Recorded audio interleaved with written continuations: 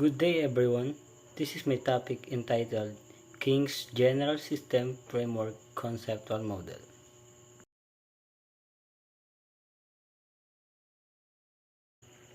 Let's proceed.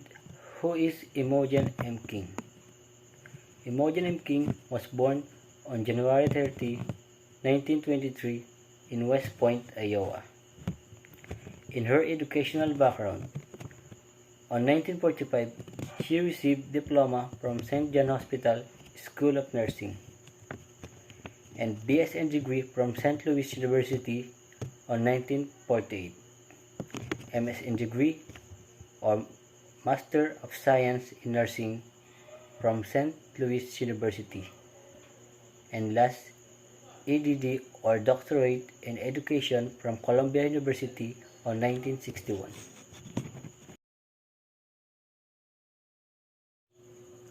In the overview, King's conceptual system is based on the assumption that human beings are the focus of nursing. The goal of nursing is health promotion, maintenance, or restoration, care of sick or injured, and care of the dying.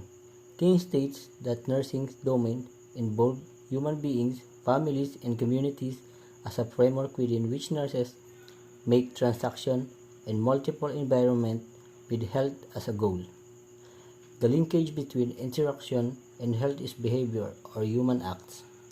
Nurses must have the knowledge and skill to observe and interpret behavior and intervene in the behavioral realm to assist individuals and groups cope with health, illness, and crisis.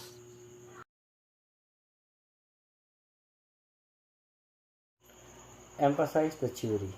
In 1971, King published a conceptual framework for nursing organized around personal, interpersonal, and social systems. The concepts were expanded to include communication, interpersonal relationship, information, energy, social organization, rule, and status. A more formalized framework by King was published in 1981. Let's proceed to the strengths. A major strong point of King's conceptual system and theory of goal attainment is how nurses can understand goal attainment theory and describe a logical sequence of events. King's definitions are clear and are conceptually derived from the research literature. Her theory of goal attainment presents 10 major concepts. The concepts are easily understood and derived from the research literature, which clearly establish King's work as important for knowledge building in nursing. On the other hand, the weaknesses. Theory of goal attainment has been criticized for having limited application in nursing areas in which patients are unable to interact competently with the nurse. King maintained the broad use of theory in most nursing situations. Another limitation relates to the lack of development of applying the theory in providing nursing care to groups, families, or communities. King's theory also contains some inconsistencies.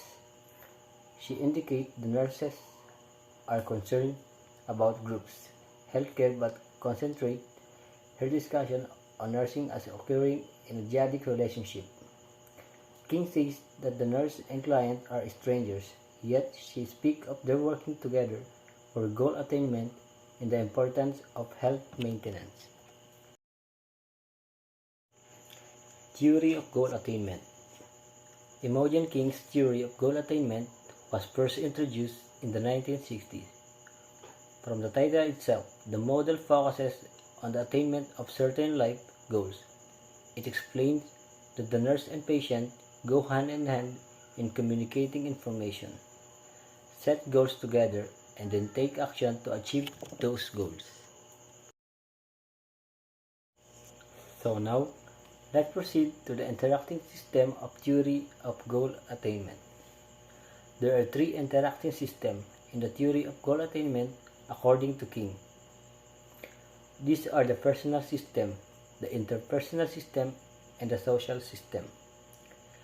Each system is given different concepts. The first is personal systems. Each individual is a personal system. King designated an example of personal system as a patient or a nurse.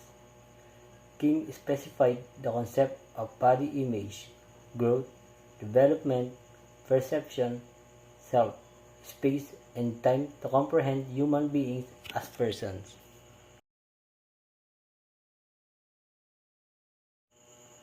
The second is interpersonal systems. These are formed by human beings interacting. Two interacting individuals form a dyad, three form a triad, and four or more form small or large groups. As the number of interacting individuals increases, so does the complexity of the interactions. Understanding the interpersonal system requires the concept of communication, interaction, rule, stress, and transaction. In the last interacting system is social system. A more comprehensive interacting system consists of groups that make up society, referred to as the social system. Religious, educational, and healthcare system are examples of social systems. An extended family's influential behavior on an individual growth and development is another social system example. Within a social system, the concept of authority, decision-making, organization, power, and status guide system understanding.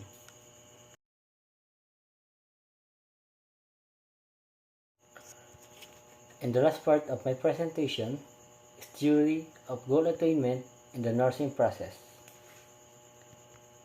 Imogen King emphasizes the nursing process in her model of nursing. The steps of the nursing process are assessment, nursing diagnosis, planning, implementations, and evaluations.